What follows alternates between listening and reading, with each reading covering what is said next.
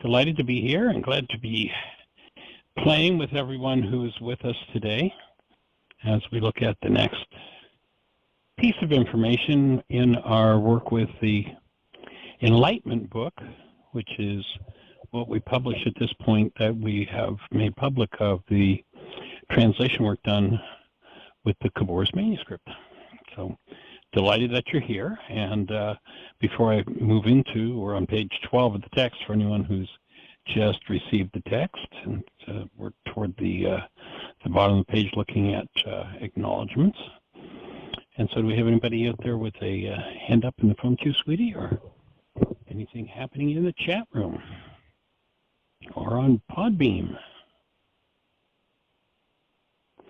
I can hear you talking through in the other room, sweetie, but your mute button must be on. Okay.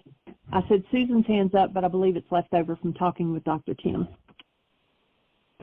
Okay, well, shall we check with her and see if there's something on her mind? I turned on her microphone. Well, let's go for it. Hey there, young lady. Hey, how you doing? Good. It's always good to hear your voice. Oh, how are thanks. you? I'm better and better. This has been a long one, oh, but good. I'm better and better in using the wake-up sheets, and life is good. Yeah, we are blessed. I know the tools are very helpful. They get you out of the muck much faster. So yes, as a matter of fact, Go ahead.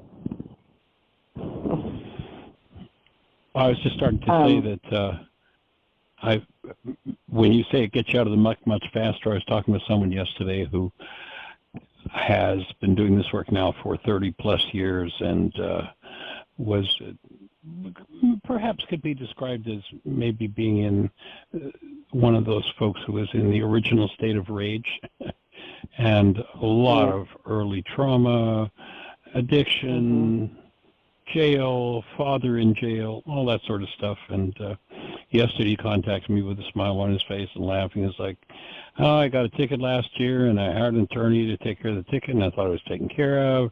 And I didn't know it, but my license had been suspended, and the police pulled me over, and the cop took my license and left with it, and left me stranded there.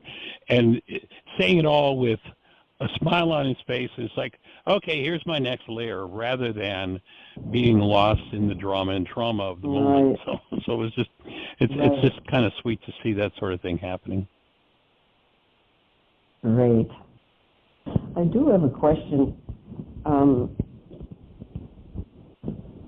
You often mention about how we've been derailed so much by the translations of the Gospels into Greek, and the Greek culture being so different that they couldn't have understood what Jesus meant when he was teaching.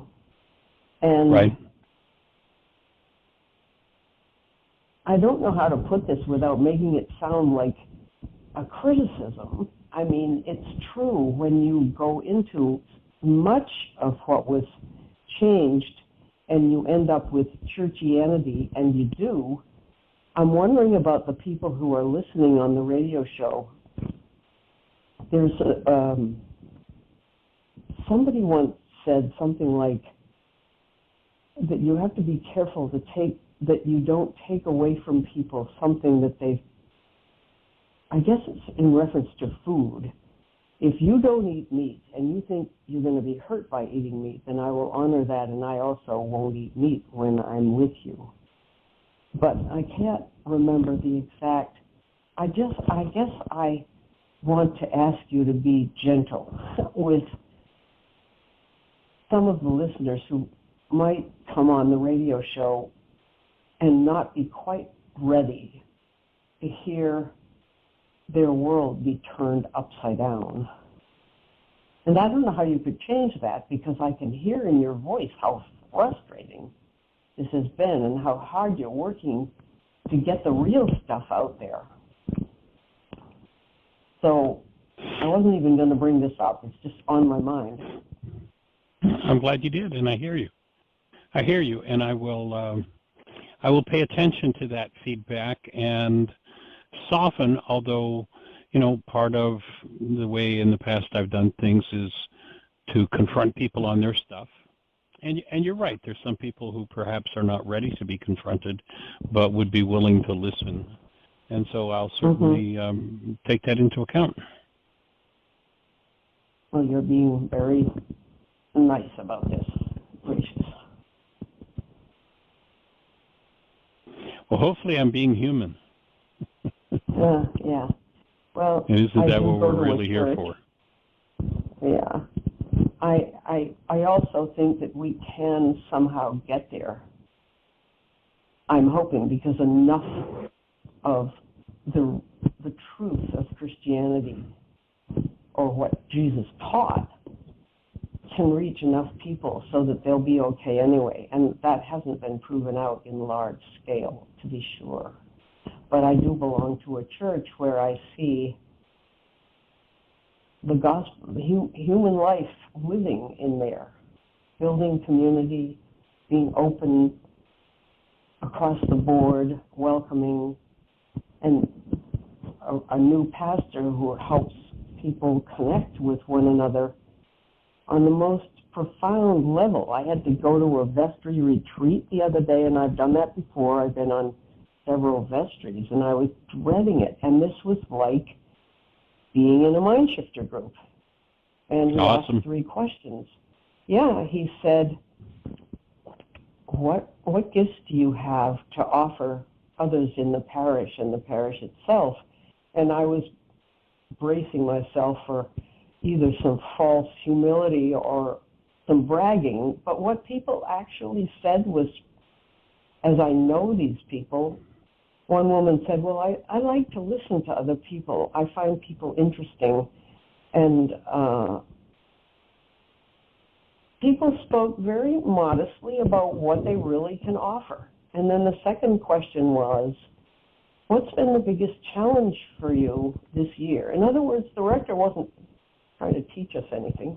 He was inviting us to open up and get to know one another. And man, many people had serious challenges and were grieving over the loss of a relative or a friend, or one young man who's very soft-spoken, hardly speaks at all. He does our finances. And he said, my biggest challenge is praying to God and hearing nothing. He said it very softly, and he couldn't speak after that. I could tell that he wanted to cry. But that's how real everybody was. And of course, I could trot out the tools, but it wasn't a forum to do that. Nor was it a forum like in AA where you can't give any feedback, which I find a real challenge in AA groups. You listen to the recitation and then you just go right on to the next person, even though your heart's been ripped out of your chest.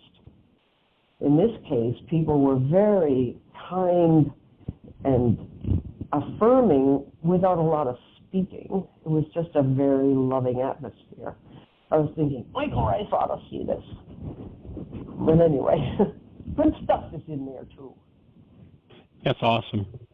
That's awesome. And yeah, scattered throughout the world in every arena, and I think more so in churches, there are genuine people who are genuinely about discovering the truth and doing their work. No question about it. I know I used to do a retreat every year, a 4 or 5 day retreat up in Hartford City, Indiana, and it was run by a Catholic priest and a nun. And they were, as genuinely about doing the really living the teaching and doing the real work of Yeshua as anybody that I've ever seen. Right. And yet, in many circles, the toughness of the old, priest idea and the old nun have really created a lot of abuse for people. But people in that arena, and I know there was a particular church in, just south of Fort Lauderdale. I forget which town. There's a number of little towns down there, and in South Fort Lauderdale. And the priest who ran that, after we spoke, he was just amazing. This guy had been a parish priest for decades, did a lot of work. He actually, with his own money, went out and bought a truck so that he could go up and take food to the migrant workers in Central Florida who, Wow. didn't eat very well. I mean, he just did this as an individual. And when we did we had been invited to do the Sunday service, which the first time I was introduced to him and spoke to him, he's like, "Oh, you're not a priest in our church, therefore I can't do that." And then he had attended something I did elsewhere, and he heard it. And the next time I talked to him, he's like, "Would you come and do a Sunday service?" Well, I thought I couldn't do that. Oh, yeah, you're going to do it. And after presenting, he got up and said, "This is what I've been pursuing all my life, and here it is. Take this and use it." So there's some amazingly genuine, gentle, sweet, awesome beings who are expressing, and others who are doing the best they can with the work that they have to move that forward. And hopefully we can all lift each other up a step. That's great.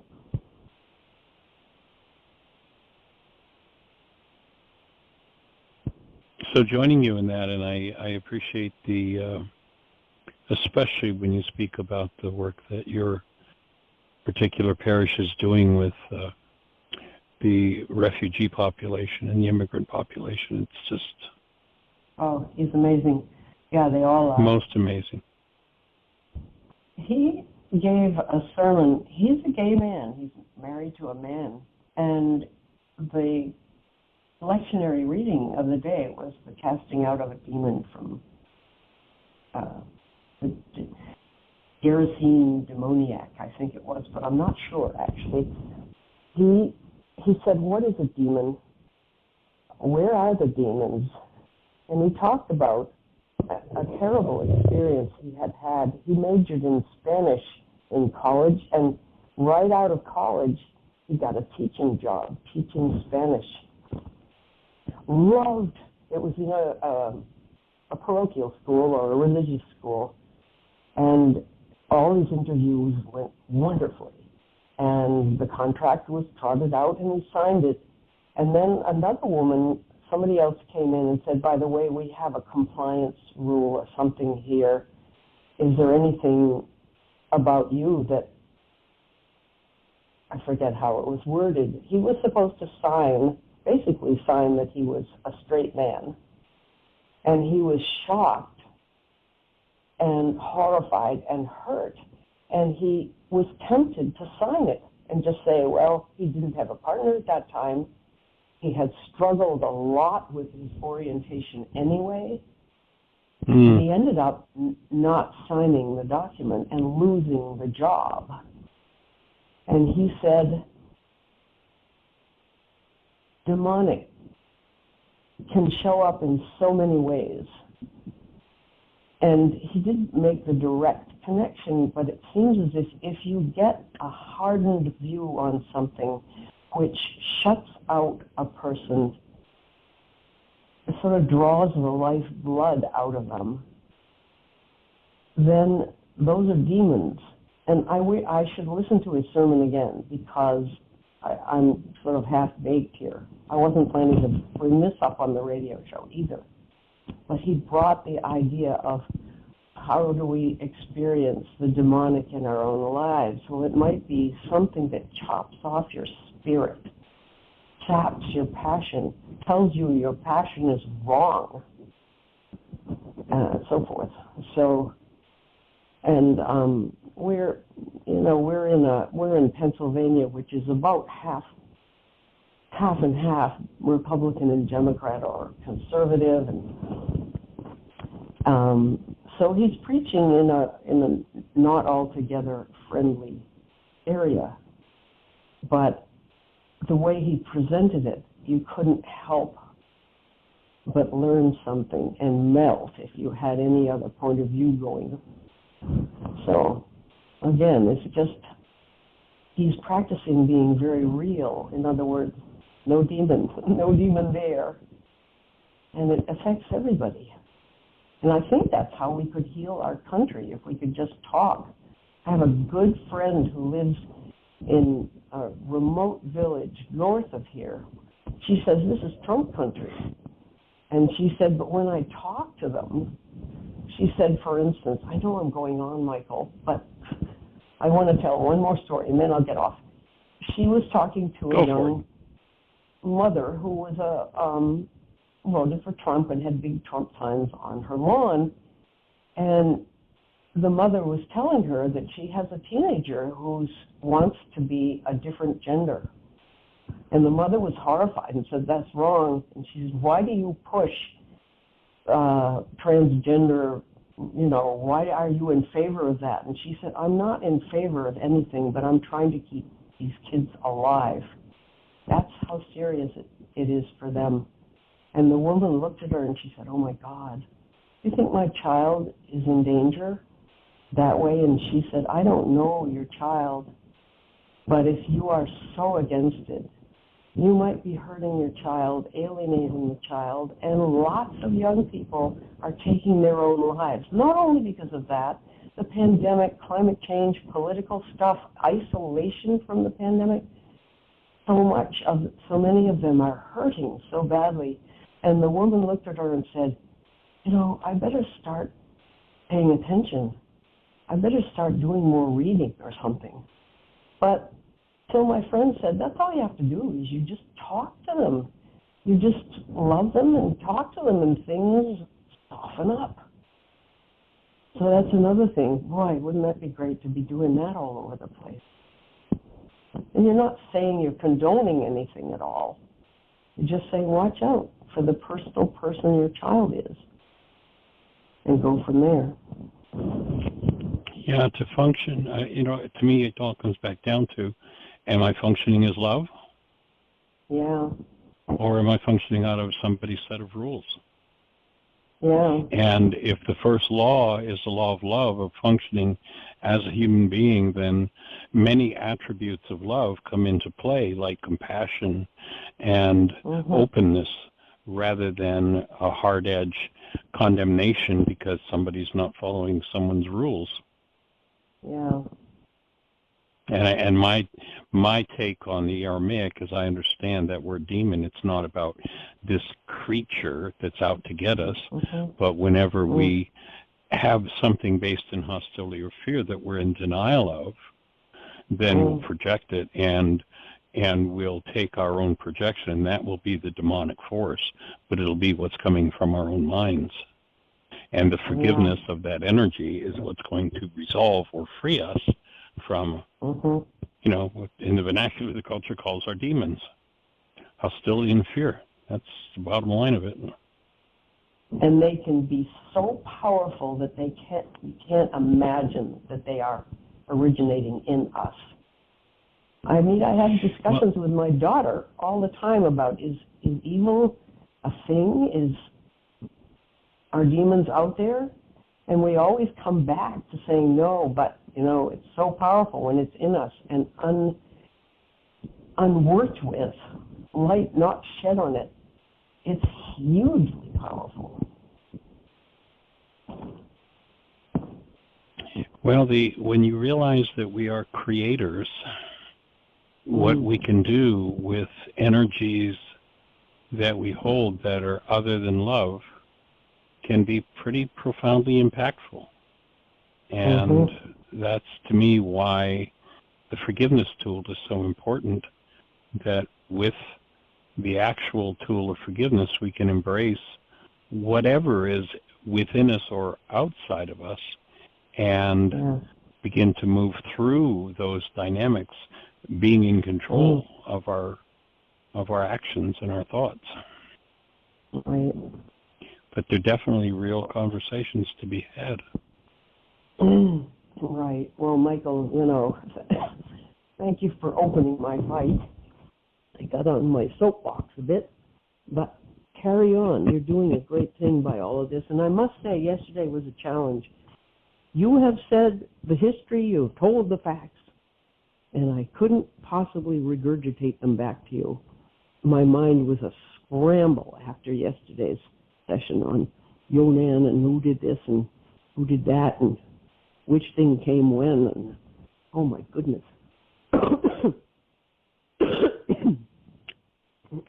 course, none of it is, I think, important to get the what fors and the theirs and the thous all together.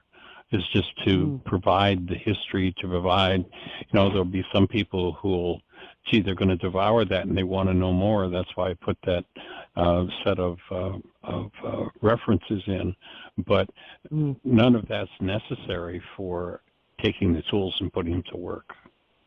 There are those who will, it will be the opening point for them, and what might consume them until another space opens. So that's why I'm kind of going to cover the whole gamut of it. There'll be, I anticipate, with us having the archives of this, there'll be people who'll have no access to this manuscript, and that's why why I'm planning to cover all of it, to cover the whole thing, and then those who have a particular interest will dive into that interest, and it becomes their thing to do. And the bottom line of it all is taking the tools and putting it to work. Yep. Sweet. All right. Well, any other thoughts for you today? No, Michael. Carry on. All right. Holding your lungs in our hearts, extending love in your direction. I can hear there's still a little bit of congestion moving, opening up, letting go. So joining you and letting go. Thanks. All right. You have a blessed one. Thanks. You too. All right. So there's another section in the dedications in the opening of the text, or on page 12, down toward the bottom, and it talks a little bit more. We talked yesterday a little bit about Mar Schumann, and so the second to last paragraph in the room talks about Archdeacon Shaduk D. Mar Schumann. This is the man that Dan used to refer to as being older than God, and he was with the Assyrian Church of the East. And he and Mar Schumann were both Middle Eastern native-born speakers of the language of the Aramaic, and from a family that had been in religious life for several, well, in his case, his documentation went back some 3,000 years. And the reason why, as Dan had written here, that Mar Schumann was his tiebreaker is because he had insights into the understanding, the history of this whole structure of understanding, we might call it. And since that had been his life, he was just, the ultimate practical authority. And to me, one of the beauties, one of the gifts to me that the Aramaic has given is it's taken this whole body of work out of a theoretical place and put it into the place where we live. How does it really apply? And to me, that's like the touch that Mar Schumann put on it, and that Dan put on it as well. Dan's big interest was not theology. Dan's big interest was not church or churchianity. Was how do we straighten out the wrinkles in people's minds and lives? And in particular, his area of work was in the prison. I mean, Dan was just, I think about when I would be at, in a office, social service agencies, that was just really there for, primarily in a pretty rough town, the prison population of the town. I mean, there were guys in particular who came through the door of that social service agency, you'd cringe if you met them in a back alley, and they just almost worshipped Dan. Dan was like the hand to their lives becoming human. He was the hand up for them, and had such a deep concern and intelligence in working with them was just amazing. And Mar Schumann was one of those that really, I think, he would say, this is just my thought, but that he would say really empowered him in that. So when Dan would send out passages of the manuscript, each scholar, Mar Schumann, or the other scholars working for the foundation, would render their own translations, and then Dan would bring that all together. And at one point in the process, I spoke, I think, a little bit about that word neighbor, and I'd forgotten that the passage was actually here. So the difference between the usage of the word neighbor today and the original meaning of the word being someone who's mentally near to you. So you yourself were your own neighbor. And Mar Schumann explained, I know what the problem is, and I quoted this yesterday, and I hadn't realized it was actually coming up in the text, but explained that others were using these new dictionaries, the ones from the 6th century, the one changed by the Muslim invaders. We must be using definitions from the 1st century to be true to the understanding of the ancients. It is people and insights like this that have made this work possible. And to me, one of the most profound parts of this, where so much of the world demands belief, you've got to believe, you've got to become a believer. We're not suggesting that you become a believer. We're suggesting you take the tools, and if you put them to work, you'll see that your mind and your life changes. It isn't dependent on belief.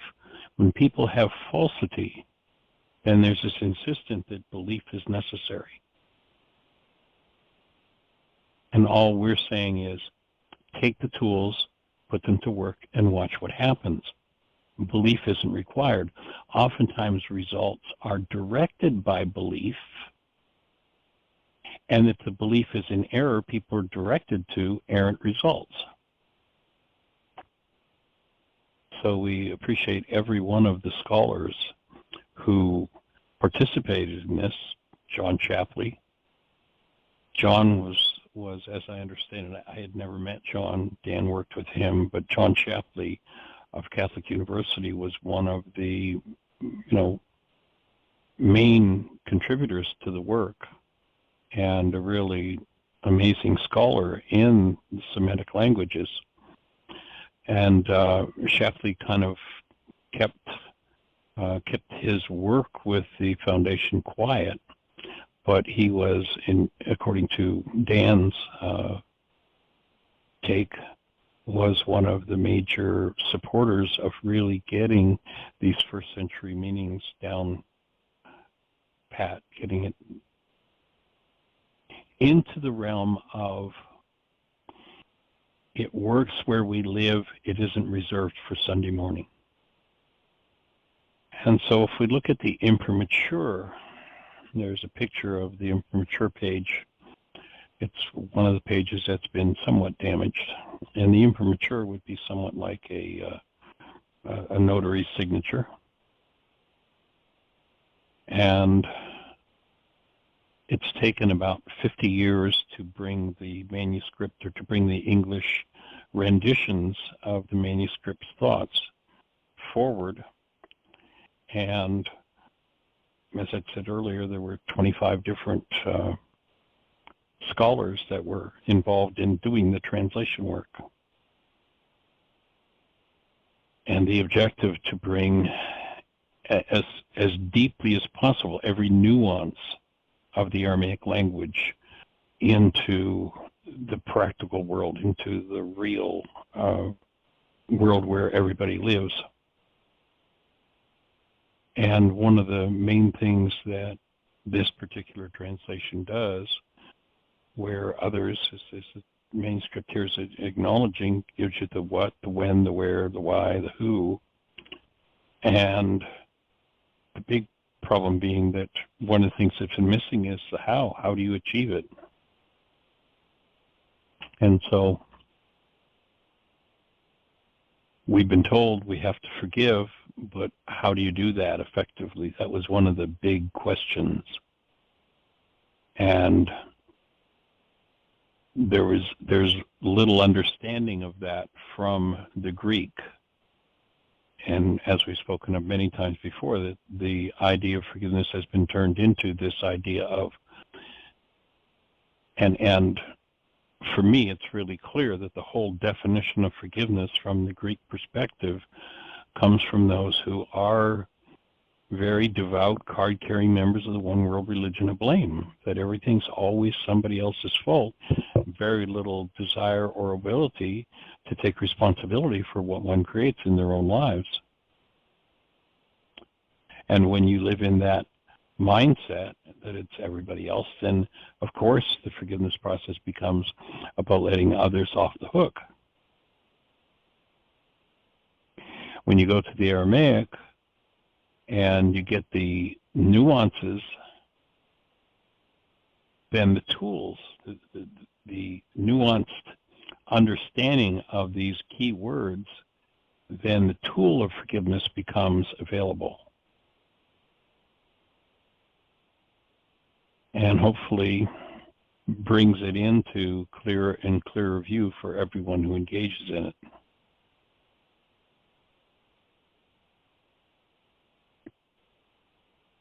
So the objective has been to preserve and to really render each passage, to the degree possible, into the first century meanings of the words. Of course, words change meaning over time. And this is a piece that Dan wrote. There's also testimony verifying the preservation and fidelity that has been maintained in the 2,000 years of history, history of transmitting the teachings of Yeshua. Although significant differences have occurred during the 2,000-year legacy, the overall messages and teachings of the Gospels shine brightly, untarnished, for the universal truths that they are. This rendering opens a treasury of deeper understanding into the Semitic culture and the language of the first century with its practical tools for intimate understanding and remediation of the human mind and condition. That single statement would be my best understanding of what really inspired Dan to do what Dan did. And that was to bring the practical tools for remediation into reach of everyone. And this section is signed by the Archbishop of the Orthodox Christian Institute, who were the caretakers of the manuscript, the caretakers that Dan turned the manuscript over to. And so actually it was Donald, we call him Donald. I've worked with him now for a couple of decades very intimately. And he's now in his 80s and suffering from, he was a man who was the most, in my experience, the most committed to reaching out and doing service to humanity of anybody that I've ever known. And unfortunately, he's suffering from dementia to some degree now. It was actually his birthday a couple of days ago, and I called, and I actually didn't reach him personally, but I did have a long conversation with the person who's kind of functioning as a caretaker for him, or sort of an assistant. But just an amazing man, Donald Jolly Gabriel. Actually, he's the one that performed Jeannie in my wedding when we got married back 19 or so years ago. So acknowledgments to Donald, Gabriel Jolly. We appreciate your presence in our lives and in our world.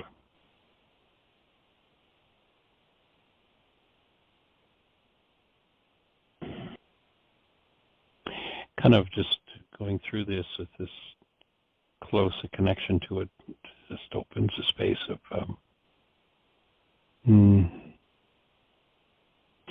appreciation and sweetness for me.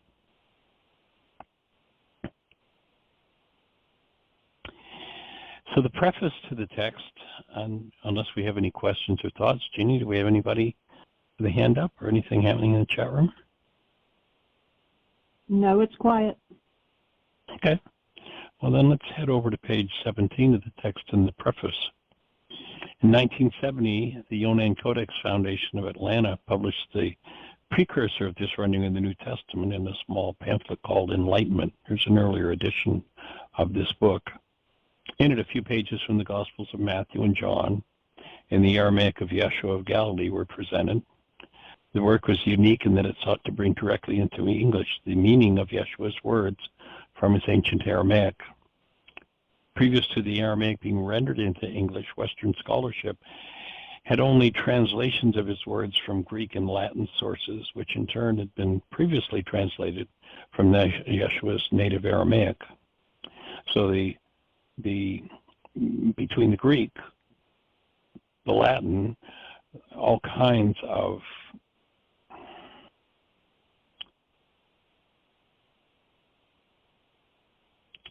overlays would be a good word for it, happened. And what Dan was about doing, along with Yonan and the other translators that were working with the manuscript, was bringing the original into as clear a view as possible. So the way that it was written, the beauty and truth of the ethics and morals of those Bibles became the basis of Western cultures and their ordinances. Having been tainted by the misunderstandings of the intervening languages and cultures, translations from Greek and Latin sources are lacking in the fullness and understanding of the eternal laws underpinning the truths presented by the Sage of Galilee in his ministry while here on earth. And this word laws is such a big piece, I think, of what has tarnished the original understanding. And we've spoken about this before, but it fits very well here as a foundation piece.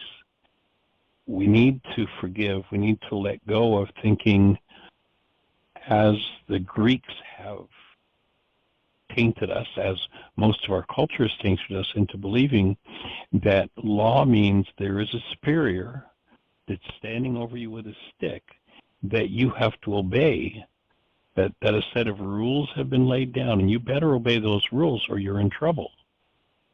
And we see that coming through so many minds today. But in Aramaic, that word law doesn't relate to there's a superior that made rules for you to follow. This whole rule game, and you know, we hear people talking about how the law has been abolished. And you know, I mean, it's just so silly on its face, because men don't want others to rule over them. They want to be their own lawmakers to a great degree. Men have tried to abolish the law, and they've even spoken about, well, you know, it's gone now. Well, to somebody who's standing on the top of the ledge of a 20-story building, that the laws have been suspended. You're not under the law anymore, and you know, invite them to go ahead and take a step off and watch how quickly the law of gravity steps in. And this word law in Aramaic is simply how it works. How it works has never and never will be abolished. Men want to get rid of the rules of the superior and become the rule maker. And that's what I think led to this whole belief that, well, we're no longer under the law. Well, good luck. I want somebody who tells me we're no longer under the law to stand on that ledge, that 20-story building. Well, I don't really, but we can do the thought experiment and see what happens. just cast a stone down in place of the person stepping off, and let's see if gravity's been suspended. It's not.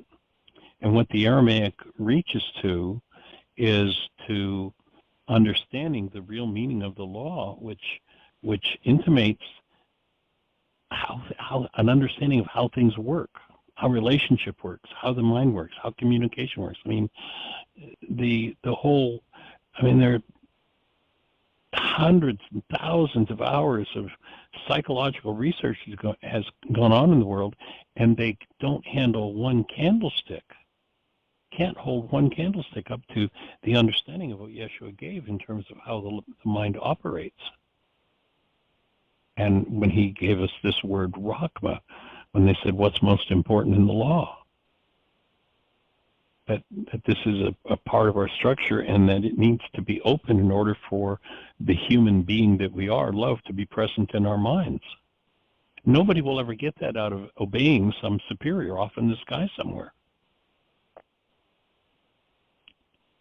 So there are eternal laws, and we hear people, still saying, well, we're no longer under the law, but then, and they're supposedly following Yeshua, but they hear Yeshua saying not one jot or tittle of the law will pass away. How it works is how it works. The understanding being reached for here under the eternal laws is, how does it work? And the way these forces, eternal forces, work are one of the gateways to understanding the truth of what's going on in the world. And that's what the Aramaic conveys when we understand, or we can get back into the original Aramaic way of thinking. Ethics, a word from the Greek, and morals, a word from the Latin, indicate the socially acceptable actions of people in a given circumstance. To enforce these ideas of behavior, rules are made by men, rules that are inaccurately called laws. There was a time when nobody would, we talk about, well, we elect lawmakers. You can't elect a lawmaker. The way things work doesn't change because men put up a set of rules. Call them what they are, but they're not laws. And as Dan had written here, often they're nothing more than the whim of a seeming superior. Superior, of course, only because they have the means to force compliance.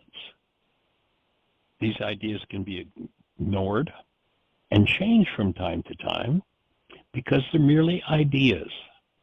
However, there are laws, Yeshua informed us, that quote-unquote would not pass away. These laws are not a group of regulations made by humanity, but rather are brought about by the eternal forces in nature, hence eternal laws. In the West, we've mistakenly referred to morals and ethics as law, when in reality they are just established localized customs. In the ancient Aramaic, the word mnemosa indicates rules which cover proper actions and behavior as determined by human judgment. Our regulations or civil codes. Also in the Aramaic, we're taught by Yeshua about orita, higher laws, which are the result of eternal forces acting upon the world and the mind.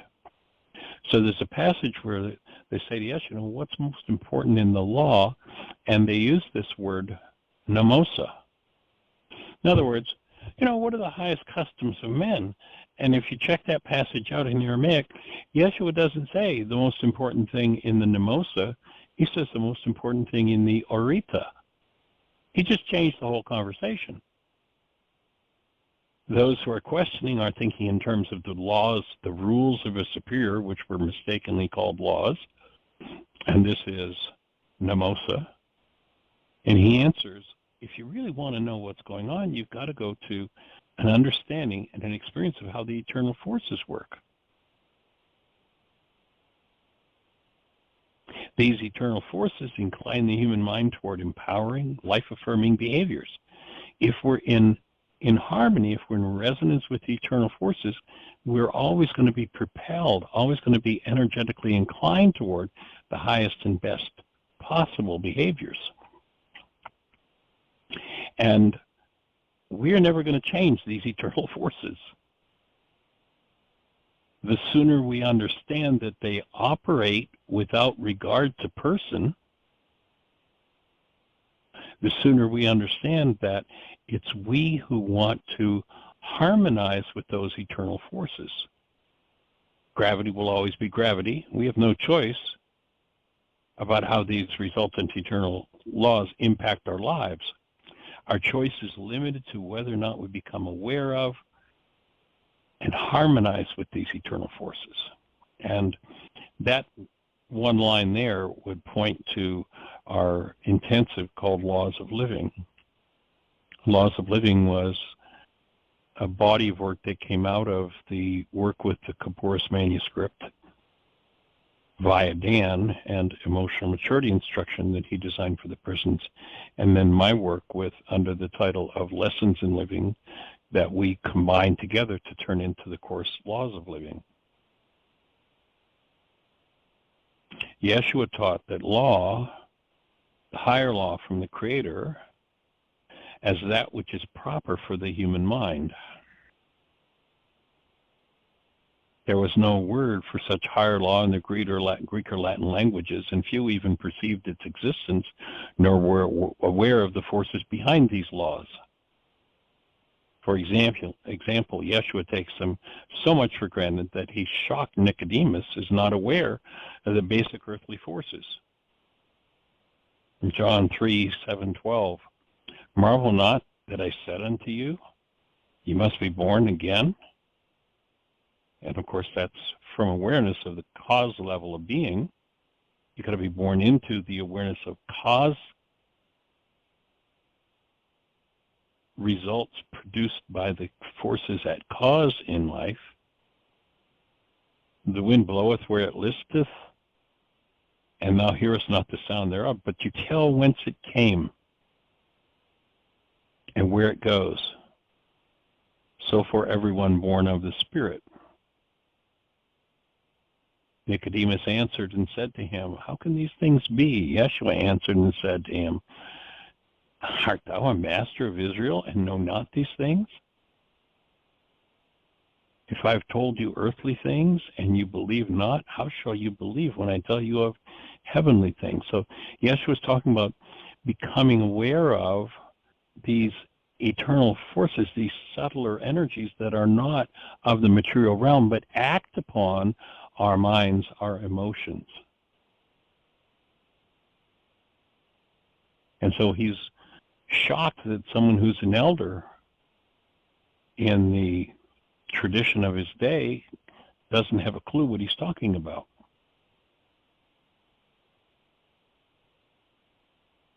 Due to the lack of understanding of the fact of such forces and laws in the Aramaic elite, and the words for such forces and laws in Greek, Latin, essential portions of Yeshua's teachings on the implementation of these laws could not be translated and therefore are not reflected in any of the Greek or Latin derivative Bibles. It's just disappeared. And you look at this quote, Matthew 22:40, upon these two commandments hangs the orita, the cause law. And then it's interesting in Aramaic, the word is possessive, the cause law, the orita, and its prophets. Those who taught it were a possession of the law, an expression of the law itself.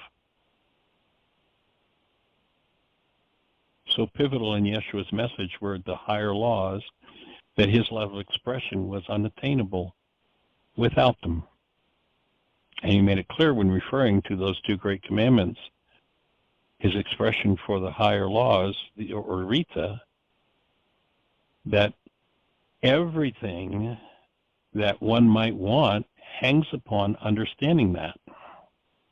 And that's the starting point for a depth of understanding, for moving in the direction of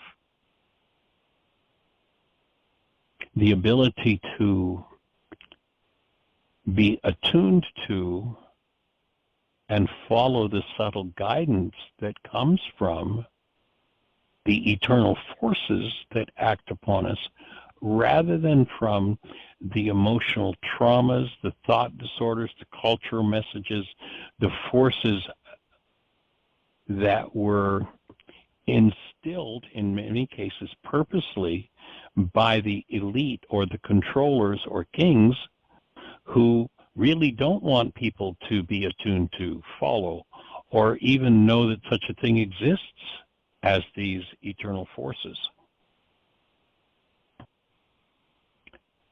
So Dan, realizing this, began his quest for a more complete understanding of the Orita and the words that most fully expressed it. The first task on this path was to find the most ancient and reliable source for the Orita possible. It soon became apparent that he had to return to the same expression of these laws as was used by Yeshua of Galilee. This required finding a reliable manuscript in the Aramaic, the language of Yeshua, complete with the meanings as his audience would have understood them. His search led to Dr. Yonan, a native speaker of the Aramaic with a family history of this search for truth, dating to the 1st century. And then the Yonan Codex was formed between Yonan, and Dan. The Yonan Foundation had available from its beginning the Yonan Codex, the Family Bible. It was written in the Estranglia script, the first script of the first Christian church. Experts who could and did read major portions of the text estimated it was written somewhere between the 6th and 13th centuries. And it's now on the display. And I believe this is still true. I believe his manuscript is still at the Scriptorium in Chicago. And of course, while this treasure was of great importance, its fullness could only be explored with the 1st century understanding of the idiom and words. To this end, Schumann was recruited and joined the foundation. He was a nephew of the celebrated patriarch of the Assyrian Church of the East. His Holiness Schumann, the archdeacon, was his protege. Among his staggering wealth of knowledge, Archdeacon Schumann brought 1st and 2nd century understandings of Yeshua's words as he would have used them, thereby laying the groundwork for the quest at hand. So that kind of gives us a taste of how Dan was thinking and moving, and this was before I came on the scene and began to work with Dan. That's some of the history as shared by Dan, and we are down to just the last few minutes, so what do you say we open the space for a question or a thought, if anyone has anything to share with us, anything on your mind. If you're on one of those stations where we can't see your call-in number, it's 563-999-3581. If you call that number, you'll be listening to the show directly. And then if you have a question, if you push 1, that will raise a hand in the control panel, and Jeannie will greet you and introduce you by your phone number. So, Miss Jeannie, do we have anybody in the phone queue with a hand up or anything happening in the chat room? No, and we've got a little over 3 minutes. So somebody press 1. Give us a quick question.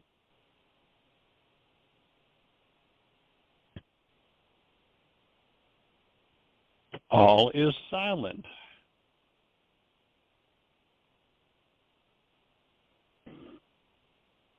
Well, then what we'll do at this point is invite each one to enter into the practice. If you're not using the tool of forgiveness, I'll invite you to go to your app store on your phone, type in the words Heartland, Heartland, one word, Aramaic, Aramaic, forgiveness. You'll see an app come up with a heart, a red heart glowing. That's our app. And remember, we're going to combine kind of a study here, but what we really want to invite people to do is to really do the work that the 1st century Aramaic prescribed. And the primary the most profound and powerful piece of work is to engage in the process of forgiveness. Over the last 43 or 44 years, I'm not even sure exactly what the date was when this Aramaic study really first grabbed me. It's long gone by. But something in that range. The underlying dynamic for me has been the practice of forgiveness, the practice of moving out of the one world universal religion of blame, having conversations in my own mind for what was in me that distorted the truth and cleaning that up. We can hear the truth till the cows come home, but if there are distortions in our minds, our listening will be different than what we hear. If we define hearing as what happens when air molecules move a drum in our ear and cause electrical signals to happen to our brain, that would be what we listen to. But then our hearing, what the brain interprets that as, is oftentimes totally and completely different. One is the perception constructed by the mind, and everybody's perception, because the brain cell structures in every mind are different, everyone's perception is going to be different. The Aramaic is always pointing toward looking at or experiencing, listening to the actuality of the moment rather than the constructs of the mind that we call reality or perception. And it is the use of the tools that allows each person to approach the actuality of the moment, to come to the point where these eternal forces that Yeshua was referring to and that we've just been talking about become the foundation of our understanding rather than the perceptions which oftentimes introduce the distortions of hostility or fear into our mind's constructs and therefore void the experience of actuality. The Greek language comes from perception and always points to perception. The Aramaic moves toward the experience of actuality and gives the primary tool for moving realities out of the mind that would distort actuality. So the use of the tools will reinforce is always a key component, the application of forgiveness. So you can download the app. You can go to our website, whyagain.org, and in the upper left-hand corner, you'll see a button that says Start Here. Click that button and follow the links, and you'll be walking through into the how-to of first-century Aramaic forgiveness. The real objective of this work that we're doing through this particular series is to hopefully inspire each person to put the tools to work and come into direct relationship with the eternal forces in the creation rather than their mind's perceptions or constructs, which oftentimes introduce generational patterns of error into perception and therefore void, because of the noise of that void, our direct interaction with those eternal forces that Yeshua was talking about. So we're delighted that you're here to participate. Hold space for you to have the best year yet of your eternal life. It's an awesome gift to give the world, and the world is certainly in need of it. Blessings and much